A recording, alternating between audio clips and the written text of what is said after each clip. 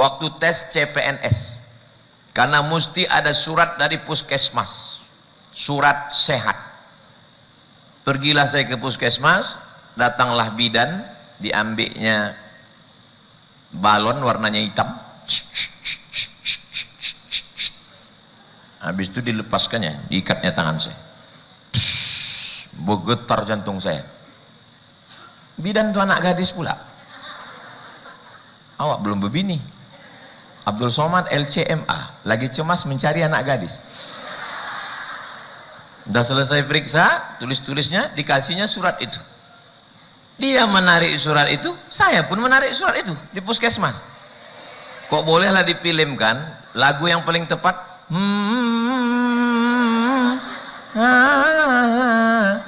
Saya heran, kenapa lah nggak dilepasnya? Rupanya belum bayar. Ini orang pusing masalah handphone ini.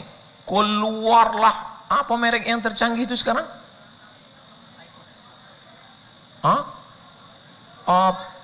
Promax.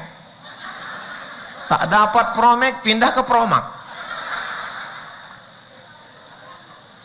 Akhirnya orang sekarang karena handphone adalah status sosial, maka kalau duduk letakkan handphone. Status sosial. Karena handphone status sosial, sebelum angkat takbiratul ihram, luruskan shop.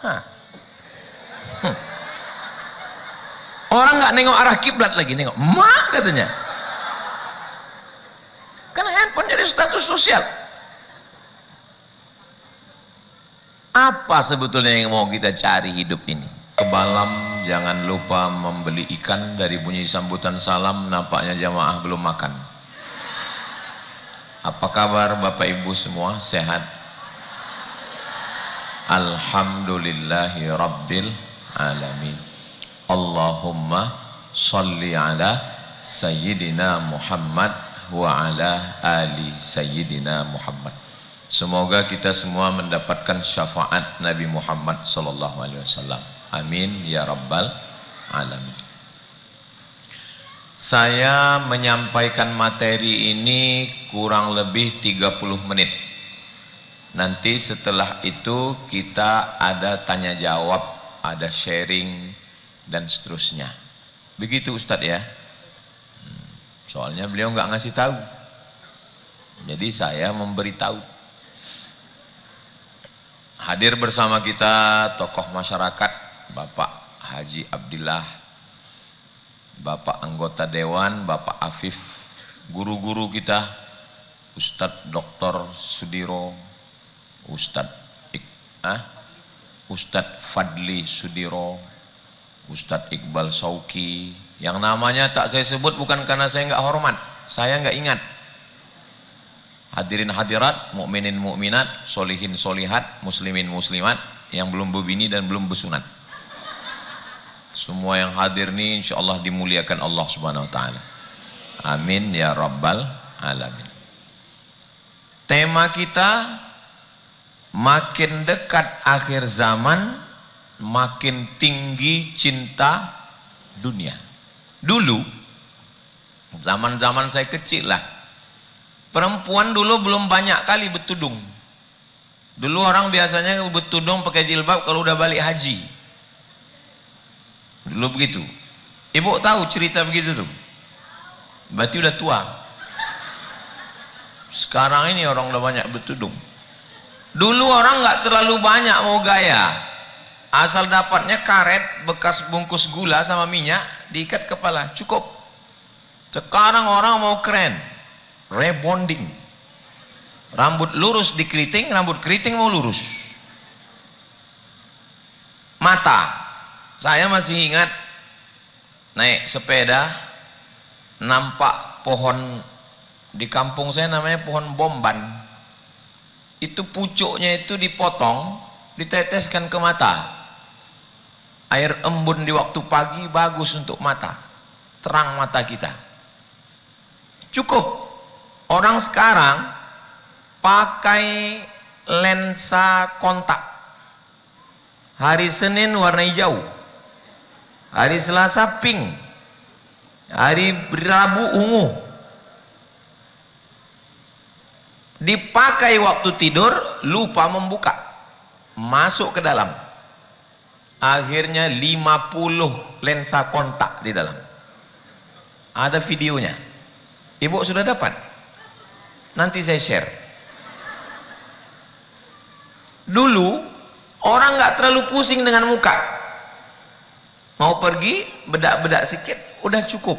Sekarang habis duit untuk skincare, muka putih leher hitam. Ustadz nih kalau ngomong macam nyindir aku aja katanya.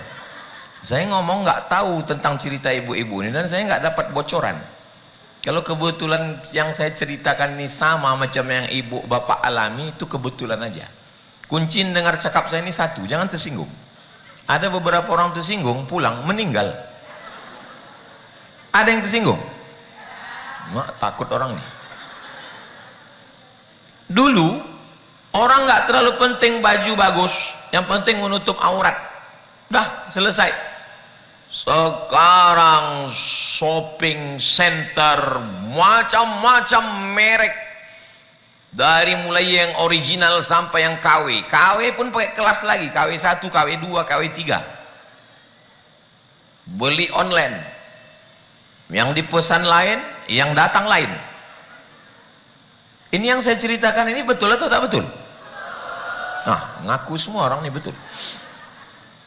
Dulu orang, saya masih ingat disuruh mak saya mengambil daun buluh, tahu buluh? Bambu. Daun bambu itu dibakar, habis itu digosokkan ke gigi. Gigi kau kuning katanya. Kau ambil daun buluh, kau gosokkan. Setelah saya gosokkan, tetap kuning. Saya tanya dokter gigi, kenapa gigi saya ini nggak bisa putih, Bu Dokter, Pak Dokter? Gigi Ustadz ini jenis gigi gading katanya. Memang unik, di dunia nggak banyak yang punya macam ini kata dia. Jadi bapak ibu kalau senyum sama saya agak kuning, itu memang khas saya, bukan karena malas gosok gigi. Dulu cukup begitu, ambil daun bambu, daun buluh, bakar, gosok, udah. Orang sekarang nggak puas, sampai operasi, sampai pakai. Dulu tahu kita kawat itu kan untuk pagar rumah, sekarang mulut pakai kawat, berwarna-warna pula kawat tadi, kadang hijau, kadang merah, untuk menunjukkan harga diri dengan harga kawat. Dulu kalau jumpa sama orang senyum biasa aja, ini kita yang takut. Hah, kata dia. Dia yang senyum 3 hari kita nggak tidur, menyeramkan. Dulu orang masih sempat jumpa sama kawan, sama tetangga, sama anak, sama istri. Sebelum berangkat kerja pagi, ke sawah, ke kebun, ke toko, ke pajak. Pajak kalau di Jakarta itu kantor perpajakan, kalau di Medan ini pasar. Makanya banyak orang Medan ini pergi ke Jakarta, kemana Pak? Ke pajak katanya, diantar ke kantor pajak. Dulu orang masih sempat pagi sholat subuh, habis itu sarapan di rumah, kenal sama tetangga, sama anak bini akrab. Sekarang enggak, belum azan subuh sudah berangkat, takut macet. Zuhur lewat, meeting, asar melayang, sore baru pulang, macet di jalan, sampai rumah maghrib habis, isya terbang. Berhari-hari, berminggu-minggu, berbulan-bulan, akhirnya masuk ke rumah sakit. Sampai di rumah sakit apa kata dokter? Bapak terlalu sibuk cari makan sampai nggak sempat makan. Jadi duit itu hanya sekedar masuk rekening, ujung-ujungnya rezeki dokter spesialis. Itu maka anak-anak kecil nih kalau ditanya, kau mau jadi apa? Dokter, kata dia. Karena banyak jatah dia di situ. Minum teh manis, jatah dokter. Apa namanya? Diabetes mellitus. Makan daging kambing, jatah dokter. Apa namanya? Jantung koroner. Makan santan, jatah dokter. Apa namanya? Kolesterol. Makanya dokter sama saya agak kurang senang dia. Tengoknya nggak ada penyakit kawan ini katanya. Saya alhamdulillah sampai sekarang nggak ada penyakit saya. Kenapa? Karena saya nggak pernah periksa.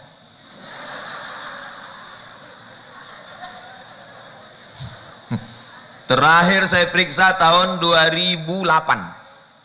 Waktu tes CPNS. karena mesti ada surat dari puskesmas, surat sehat. Pergilah saya ke puskesmas, datanglah bidan, diambilnya balon warnanya hitam, habis itu dilepaskannya, diikatnya tangan saya, bergetar jantung saya. Bidan itu anak gadis pula. Awak belum berbini. Abdul Somad LCMA, lagi cemas mencari anak gadis. Udah selesai periksa, tulis-tulisnya, dikasihnya surat itu. Dia menarik surat itu, saya pun menarik surat itu di puskesmas. Kok bolehlah difilmkan lagu yang paling tepat?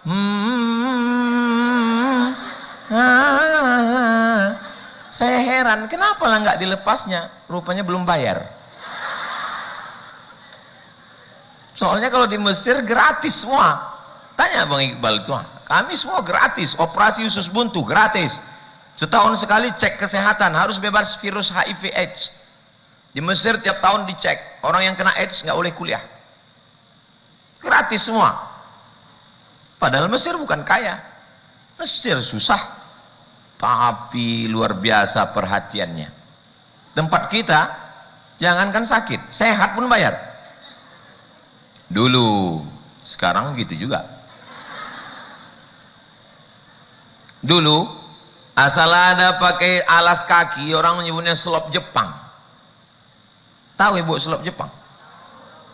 Asal ada selop Jepang, alas kaki tidak kena duri, udah cukup. Sekarang ada orang satu lemari isinya sendal aja. Hari Senin lain, hari Selasa lain, hari Rabu lain. Pakaian menunjukkan identitas.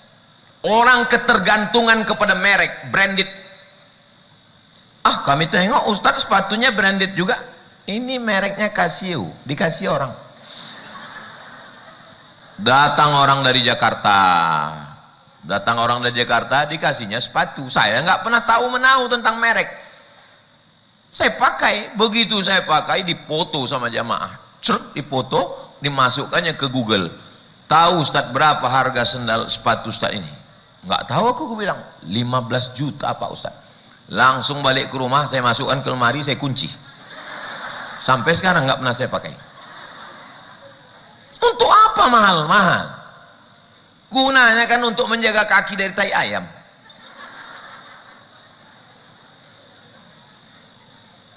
Datang orang dengan napas tersengal-sengal.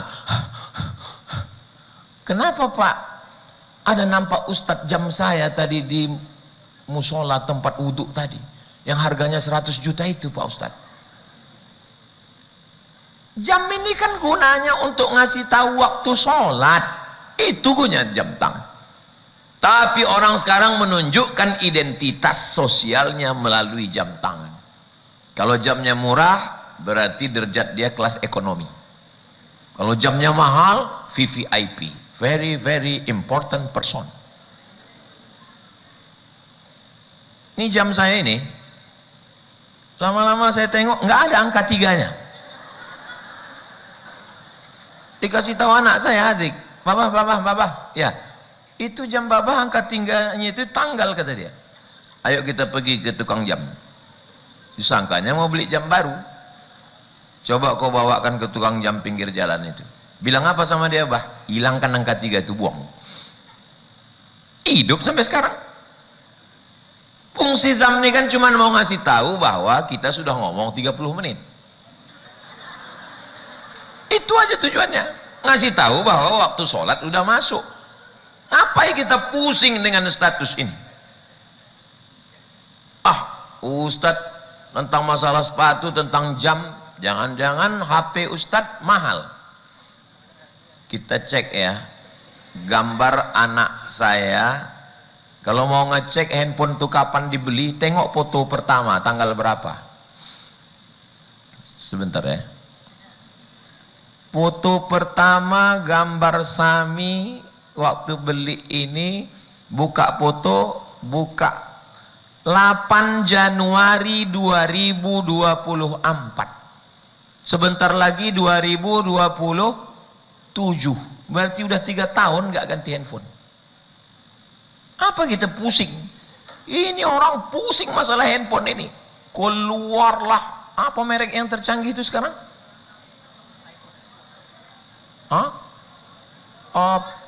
Promax. Tak dapat Promax, pindah ke Promax.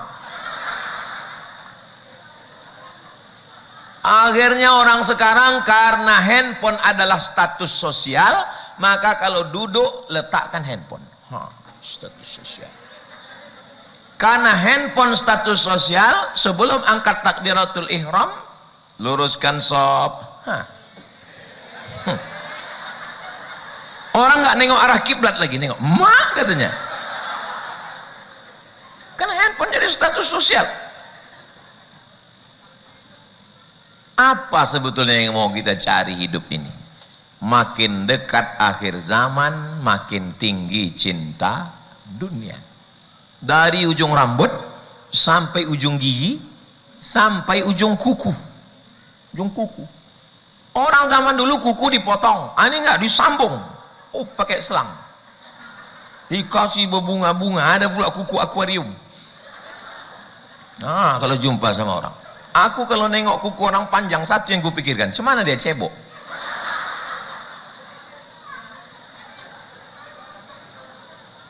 Memang atasnya black kutek, di dalamnya black daki. Makan bakwannya Pak Ustadz, makan, pasok makan, sedapnya. Tengok kuku kiri, Bayangkanlah itu masuk kuku kiri itu ke bakwan, mengembanglah tai-tai cacing itu. Jangan dibayangkan makan malam nanti. Apa sebetulnya yang mau kita cari hidup ini? Ustadz ngomong kayak gitu, Ustadz ngomongin orang aja. Buktinya baju Ustadz mahal, dikasih orang pas makan siang tadi. Pas lagi makan, Ustadz ini ada baju katanya, dikasihnya. Langsung di situ juga saya pakai, foto. Kalau kita dikasih orang, pakai. Kenapa? Pertama menyenangkan hatinya. Yang kedua, kalau enggak curiga dia kita jual. Ku tengok baju yang Ustadz ku kasih kemarin, enggak pernah Ustadz tuh pakai, jangan-jangan udah dijualnya kata dia. Maka saya pakai langsung. Cuman baju ini cocok nampak? Mantap. Sebetulnya bukan bajunya, orangnya. Enggak usah terlalu pusing dengan pakaian, enggak usah terlalu pening dengan aksesoris. Karena sebetulnya itu hanya pikiran kita. Nggak pernah orang nanya kita harga jam tangan kau berapa, sepatu kau berapa, lensa kontak mata kau berapa, cincin kau berapa, nggak pernah. Orang pun nggak peduli kali sama kita. Kita aja yang sedang bermain-main dalam pikiran kita. Itu nama mazhabnya halu. Halu. Berhalusinasi. Akulah yang paling hebat karena gigiku sudah pakai kawat. Tolong yang pakai kawatnya tersinggung. Akulah yang paling hebat karena jamku mahal. Akulah yang paling hebat. Ustadz dulu ku tengok pakai cincin, ya selalu saya pakai cincin. Asal pakai cincin kena lelang. Asal kena cincin pakai lelang. Nggak bercincin aku lagi. Takut dilelang orang ini. Nggak pernah saya bisa pakai barang-barang bagus. Asal pakai cincin tengok orang. Cantik cincinnya Pak Ustadz, ku buka apa kayak bilang. Sorban, nggak pernah saya bisa sayang. Asal sayang saya sama sorban itu diambil orang. Makanya ibu jangan terlalu sayang sama suami.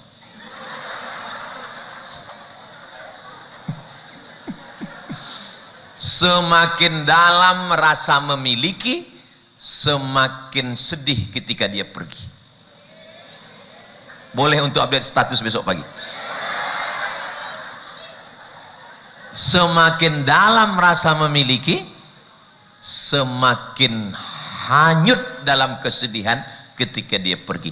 Makanya ayat yang kita baca adalah lillahi ma fis samawati wa ma fil ard. Apa yang ada di langit, apa yang ada di bumi milik Allah, bukan punya kita. Makanya ada seorang ibu meninggal suaminya, menangis orang semua, dia tenang aja. Ibu nggak menangis, milik Allah. Sudah lama aku minta sama Allah, ambil milikmu ini ya Allah. Menangis. Ada seorang bapak meninggal istrinya, Dia nggak menangis, kawannya sebelah pula menangis. Oh, kata orang itu. Ditanya, kenapa kalian menangis? Kau udah selesai dari azab, kami masih kena azab lagi, kata orang. Ku tengok puas sekali ketawa orang ini. Jadi saya cuman mau menyampaikan, dari mulai tutup kepala, jilbab, branded, merek, tas, segala macam. Tapi memang jamaah pengajian UAS menyapa ini, kadang kalau kita pengajian itu di hotel, orang berlomba-lomba memasang tas branded di depan. Tapi di sini ku tengok tas plastik lah yang dipasang orang-orang. Emang betul-betul orang ini udah hilang dunianya udah semua. Bagi mereka dunia ini hanya setengah sayap nyamuk aja nih Pak Ustadz. Kalau kita mau menunjukkan kaya bukan pada baju merek, menunjukkan kaya bukan pada tas, menunjukkan kaya bukan pada jam, menunjukkan kaya bukan pada sepatu, menunjukkan kaya berapa masjid yang sudah kita bangun. Lama hidup banyak dirasa, jauh berjalan banyak ditengok, lama jadi ustadz banyak yang curhat. Jumpa saya bapak-bapak umurnya 85. Berapa umur Pak Haji? 85 Pak Ustadz. Apa doa Pak Haji panjang umur? Ya Allah, aku bangun masjid, jangan matikan aku sebelum masjid ini siap. Terus nggak kusiapkan masjidnya, nggak mati-mati dia. Jadi kayak mana cara Pak Haji masjid ini biar nggak siap? Setiap kali masjid ini sudah hampir siap, ku bangun satu lagi. Setiap kali ini sudah hampir siap, ku bangun satu lagi. Sampai akhirnya dia meninggal ketika masjid itu sudah siap lebih dari 50 masjid. Dibangunnya. Orangnya biasa aja, pakai sendal jepit, pakai kain sarung biasa, bajunya biasa, pecinya biasa. Kalau mau menengok luar biasa, begitu. Paslah macam ibu-ibu ini, saya tengok gayanya biasa aja. Karena memang tak ada duitnya. Janganlah begitu Pak Ustaz. Bapak Ibu yang dimuliakan Allah SWT. Kadang orang ini untuk menunjukkan status sosial makan di mana, tinggal di hotel mana. Padahal itu semua hanyalah dunia ini tak sampai setengah sayap nyamuk. Pernah ibu menangkap nyamuk? Bapak nanti malam pukul nyamuk, habis itu ambil sayapnya setengah, ambil handphone, buat konten. Hai guys, dunia ini tak sampai setengah sayap nyamuk. Dari mulai ujung Aceh sampai ke Lampung, kota yang paling besar di Pulau Sumatera ini adalah kota Medan. Belanda paling banyak membangun bangunan-bangunan tua di Medan, termasuk kantor pos itu, keliling lapangan Merdeka. Rel kereta api paling panjang dibangun oleh Belanda dari mulai Langkat sampai ke Labuhan Batu. Untuk apa? Karena tanah ini dulu subur, menanam tembakau deli untuk buat cerutu, menanam sawit, menanam karet, menanam tebu untuk gula. Maka didatangkanlah orang, mohon maaf, Tionghoa, maka ada kampung Cina. Rumah siapa itu rumah Cina paling kaya? Chong Api. Maka didatangkanlah saudara kita dari benua pulau India. Maka itulah dia ada kampung. Dulu waktu saya kecil namanya kampung Keleng, sekarang saya tengok udah kampung Madras. Berubah. Masjid India, masjid tua di Sumatera Utara. Artinya bahwa di sini banyak orang kaya. Mana orang-orang kaya dulu? Mati. Rumah-rumah yang besar dulu hilang, tidak lagi milik anaknya pun tidak, cucunya pun tidak. Berapa banyak tuan tanah atuknya, cucunya jadi tukang jual tanah. Jadi hidup ini sebetulnya apa yang kita buat? Saya mau menyampaikan, ya pakai baju biasa aja, pakai jam biasa aja. Tapi kalau angka 3-nya tanggal, gantilah. Karena kalau nggak nanti disepelekan orang. Kalau saya nggak apa-apa. Karena saya kalau pakai jam rusak pun disangka orang mahal. Tapi kalau ibu jangan. Kalau rusak ganti. Kalau nggak nanti orang sepele dengan ibu. Kalau saya pakai jam nggak ada angka 3 ini, paling ditengok orang, wah ini model baru ini, kata dia. Saudara yang dimuliakan Allah Subhanahu wa taala, saya memang dari dulu nggak pernah pakai kaos kaki. Dari sejak sekolah di Muallimin Unipa, Jalan Sisingamangaraja, Simpang Marendal, nggak pernah pakai kaos kaki, nggak nyaman saya berkaos kaki. Sampai akhirnya waktu mau jumpa sama Sultan, rupanya jumpa sama Sultan tuh mesti pakai kaos kaki. Udah duduk udah gini, duduk, datang orang berbisik, Ustadz dari belakang, kaos kaki. Barulah saya pakai kaos itu. Ini karena nggak ada Sultan, nggak bawa kaos saya lagi. Saya hidup ini nggak saya pedulikan cakap orang, yang penting saya nyaman. Untuk apa kita gaya-gaya kita nggak nyaman? Oh gaya kita begini, gaya jaim, jaga diri, senyum pun nggak mau, berjumpa sama orang. Lagi saya hidup nih dinikmati aja. Mana yang paling enak, paling nyaman, nggak perlu kita kejar sesuatu. Tapi yang paling kita kejar adalah bagaimana bekal kita nanti sesudah sudah mati. Saya nggak mau juga habis acara ini lalu bapak ibu semua sudah hilang nafsu dengan dunia ini. Besok pagi ibu menjagakan bapak, bang, nggak jualan kau bang, nggak ke kebun kau bang, nggak kerja bang. Serahkan pada Allah. Bukan itu maksud saya. Yang punya kebun sawit, garap kebun sawit. Yang punya ruko, terus perbanyak toko-tokonya. Yang punya restoran, perbanyak rumah makannya. Yang punya bisnis, teruskan bisnisnya. Tapi orientasinya bukan mau beli jam mahal, tas mahal, gigi mahal, mata mahal. Tapi kita perbanyak bekal untuk akhirat. Cerdasnya Sultan Delhi, dia tahu bahwa dia akan mati, Istana Maimun akan tinggal, maka lebih banyak semen untuk Masjid Al-Masun, Masjid Raya daripada Istana Maimun. Karena dia berpikir, aku akan mati, istana akan tinggal, anak biniku akan tinggal, jabatan kesultanan akan tinggal. Rupanya Kesultanan Melayu Delhi hanya bertahan 1946. Habis itu terjadi revolusi sosial, sultan-sultan ditangkap, menyerahkan kedaulatan, menggabung dengan Negara Kesatuan Republik Indonesia. Akhirnya yang mengalir pahala hanya tinggal satu, Masjid Raya Al-Masun. Cerdas.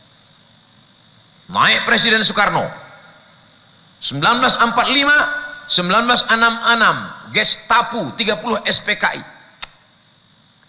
Soekarno tumbang. Dia cerdas, dia tahu ini jabatan ini tak lama, aku akan mati. Akhirnya apa yang terjadi? Yang mengalir ke Presiden Soekarno, Masjid Istiqlal. Itu Masjid Istiqlal Presiden Soekarno yang bangun, terbesar se-Asia Tenggara.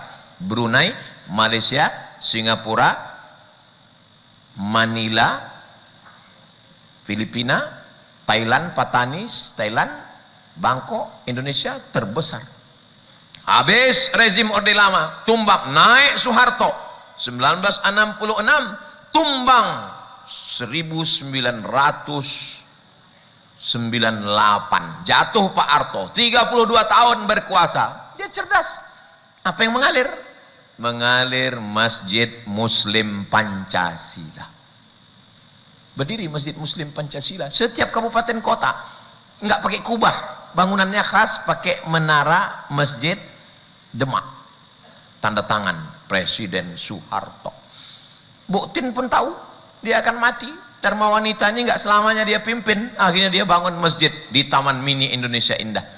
Saya khutbah di sana, imamnya alumni Darul Arafah Ustaz Fauzi, orang Medan. Masjid apa nih? TV One, Masjid At-Tin. Saya tangka itu dari Al-Quran, Wat-Tini wa Zaitun. Rupanya Ibu Tin. Berpikir cerdas. Apa yang kita tinggalkan sesudah kita mati? Orang kaya mati, orang miskin lebih cepat, apalagi BPJS. Ke orang kaya masih bisa ada tambahan umur lagi, dimasukkannya alat ke dalam, sebetulnya udah mati itu, tapi kan ada alat bantu, mati. Saya pesankan itu ke anak istri saya, ke keluarga saya. Aku kalau sudah mati jangan pasang-pasang alat itu lagi. Gak usah kalian pasang, mati-mati aja lah. Ngasih duit ke dokter aja itu. Ustadz kayaknya benci kali sama dokter. Enggak, saya ceramah ke Ikatan Dokter Indonesia. Saya tetap ceramah ke rumah sakit. Pondok pesantren masih hubungan baik dengan dokter. Tapi saya mau mengatakan, ya kalau kita mati ya mati aja. Kalau aku mati, kata Umar bin Khattab, cepat-cepat kuburkan aku. Kenapa? Karena kalau aku baik, cepat aku jumpa dengan amalku. Kalau aku jahat, cepat kalian lepas dari kejahatanku. Maka saya tulis di surat wasiat, kalau aku mati, cepat kuburkan aku. Kalau aku mati malam, ada yang menggali kubur, kuburkan malam. Dan jangan banyak kata sambutan. Ini semua kata sambutan, RT, RW, camat, kades, kadus, lurah. Ku buat situ, kalau aku mati jangan ada kata sambutan, bawa kuburkan, selesai. Kenapa? Karena orang masih juga menyombongkan diri, inilah orang paling hebat, inilah orang paling kaya, inilah pejabat, inilah. Alhaakumut takasur hatta zurtumul maqabir. Takasur, berbangga-bangga, ini mereknya lebih mahal, ini keluaran baru, ini limited edition, ini banyak duit, ini banyak harta, ini banyak kuasa. Sampai kapan? Hatta zurtumul maqabir. Sampai dikubur pun masih mau nyombong-nyombongkan diri juga. Ini kubur siapa? Ini kubur bapakku. Ini kubur siapa? Ini kubur atukku. Ini kubur siapa? Ini kubur moyangku. Ini kubur siapa? Ini kubur opungku. Sampai dikubur pun mau menyombongkan juga. Apalah kita ini? Kita ini hanya setumpuk daging busuk yang akan dimakan cacing tanah. Apa yang mau disombongkan? Aku kalau mati nggak senang kali cacing. Ditengoknya, kata dia, nggak ada dagingnya ini, kata dia.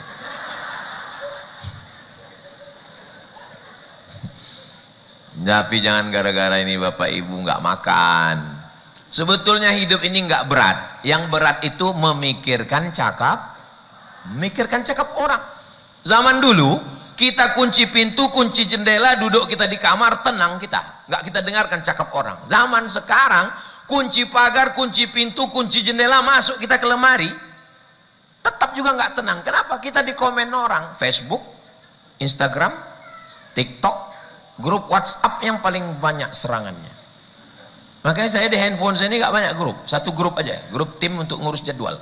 Yang lain tuh nggak mau saya, asal dimasukkannya keluar, asal masuk keluar, dimasukkannya 3 kali saya blokir. Nah, membuat pening kepala aja, buat pusing aja. Ah, Ustadz ngomong aja begitu. Kami tengok Ustadz ada juga nya Instagram Ustadz. Iya, tapi nggak pernah saya balas komen-komen itu. Dan saya nggak bisa baca DM. Kenapa? Saya nggak ada passwordnya. Itu admin semua yang ngurus. Kenapa Ustadz nggak baca DM? Karena kalau sampai aku tahu passwordnya, aku buka, sakit kepalaku. Kepala sebesar ini mau diisikan masalah sedunia ini, meletup dia, pecah pembuluh darah. Kalau mati langsung nggak apa-apa, setengah mati ini. Nah, jadi tentang masalah ini, hidup ini kita jalani aja. Menjalani hidup ini rumusnya nggak usah banyak-banyak. Satu, ikhtiar, usaha. Ini air, ini kuah ini untuk saya ini kan, untuk saya. Tapi kalau saya tidak berusaha untuk mengambilnya, apakah mungkin dia berjalan sendiri? Nggak mungkin. Maka ada namanya usaha. Saya bukan menyindir Ustadz minta tuangkan, enggak. Saya ini Ustadznya nggak pandai sindir menyindir. Cuman kadang orang sensitif, lembut hatinya. Enggak, wallahi tidak.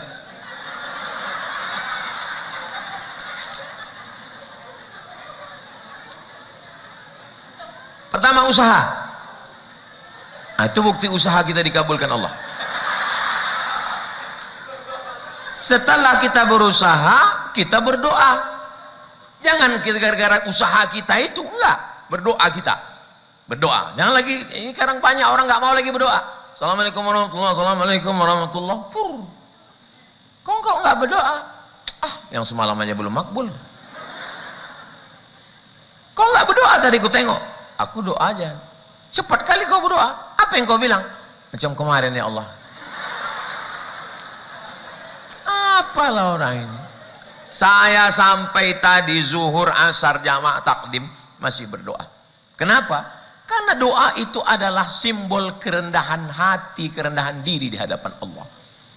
Aku tetap berdoa. Kenapa? Karena doa adalah ibadah. Aku nggak pikirkan terima atau tidak terima, yang penting aku berdoa. Setelah berdoa, tawakal, serahkan pada Allah. Ibu, bapak kalau mau pergi keluar kota, mau pergi keluar Medan, ambil kunci, serahkan ke kawan. Ini kunci rumah, kuserahkan sama kau. Itulah tawakal itu. Ini kunci rumah, kuserahkan sama kau. Titik. Tapi sebetulnya dalam hati, terserah kau lah, mau kau jual, mau kau bakar. Tapi jangan cakapkan begitu, dijualnya betul. Kalau berserah sama orang aja dijaga orang rumah kita, apalagi berserah kepada Allah. 3, usaha, ikhtiar, doa, tawakal. Setelah tawakal, husnuzon sama Allah. Husnuzon sama Allah. Husnuzon itu apa? Semua yang nampaknya tak elok, tak baik menurut kita, sebetulnya menurut Allah baik. Aku sudah baik, aku sudah niat baik, aku sudah cakap baik, kenapa datang tak baik? Yang tak baik itu pun kalau direnungkan sebetulnya baik kalau ditengok dengan pandangan hakikat. Karena yang memberikan itu adalah Allah. Macam ibu lah. Ibu dulu kan berkeinginan punya suami yang matanya biru, rambutnya pirang, badannya berotot, perutnya six pack, ganteng. Tapi karena ibu husnuzon sama Allah, terserah engkau oleh Allah. Akhirnya yang datang hitam manis. Enggak usah aku teruskan. Sebetulnya hati ibu mungkin berkata, kok nggak sesuai dengan yang ku minta.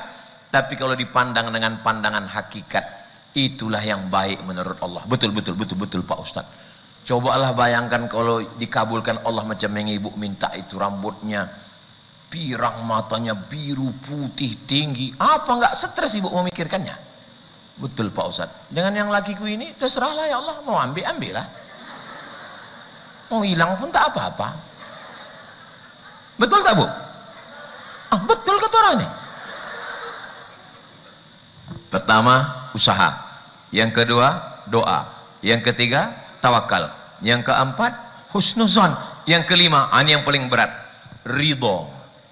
Ridho itu apalah terjemahan bahasa Indonesianya ridho ini ya. Ridho ini begini. Ibu, bapak pernah tak memandikan jenazah?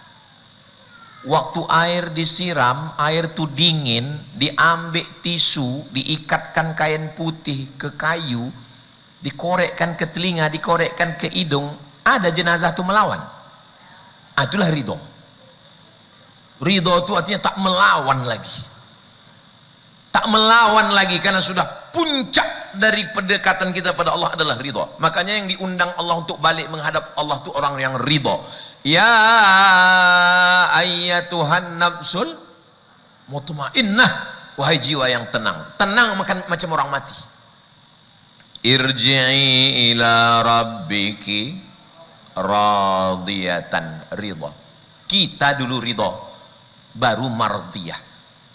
Radiyatan kita ridho, setelah kita ridho baru mardiyah. Allah meridhoi. Kita dulu usaha. Kalau nggak ada usaha dari kita, nggak bisa. Ridho kita menerima ketetapan Allah Subhanahu Wa Taala. Tapi ujiannya berat. Berat kali Pak Ustadz. Saya sudah baik sama tetangga, nyawa saya kasihkan. Ini baru mobil parkir motor sebentar aja Pak Ustadz, sakitnya hati kami Pak Ustadz. Ya namanya ridho. Ridho kepada Allah. Ujian ini luar biasa, maka balasannya surga. Karena berat itulah balasannya surga. Kalau ringan ya rantang sama kipas angin aja lah. Ternyata ngomong di depan orang-orang yang ridho ini cepat kali waktu berlalu. Tadi saya mulai jam 2:30 kurang 10. Sekarang sudah pas jam 3 walaupun angka 3-nya hilang. Pas jam 3, berarti saya udah ngomong 40 menit. Padahal janji tadi 30 menit. Saya, Ustadz, orang yang biasa ngomong, itu kita ini ngomong itu tergantung pendengar. Kalau pendengar tua, itu terasa lama kali ngomong. Tapi kalau audiensnya, orangnya sadar. Tapi saya belum pernah lagi marah sama orang tertidur, karena kalau dia tidur itu berarti udah ridho dia itu. Kalau ditanya, kok tertidur tadi? Radiyatan mardiyah. Makin dekat akhir zaman, makin tinggi cinta dunia, antara cinta, takut, dan taat. Habiskan cintamu untuk Allah, sehingga tak tersisa lagi cinta untuk branded, cinta untuk pagar kawat, cinta untuk itu ini. Habiskan takutmu pada Allah, sehingga tak lagi takut kepada diejek orang, dinyek orang, dijatuhkan orang, diremehkan orang. Gak terlalu peduli kali kita. Habiskan taatmu pada Allah, sehingga kau tak perlu taat kepada penguasa, taat kepada orang kaya, taat kepada orang lebih hebat. Ketaatan kita hanya kepada Allah. Jangan kemana-mana, kita lanjutkan setelah yang satu ini.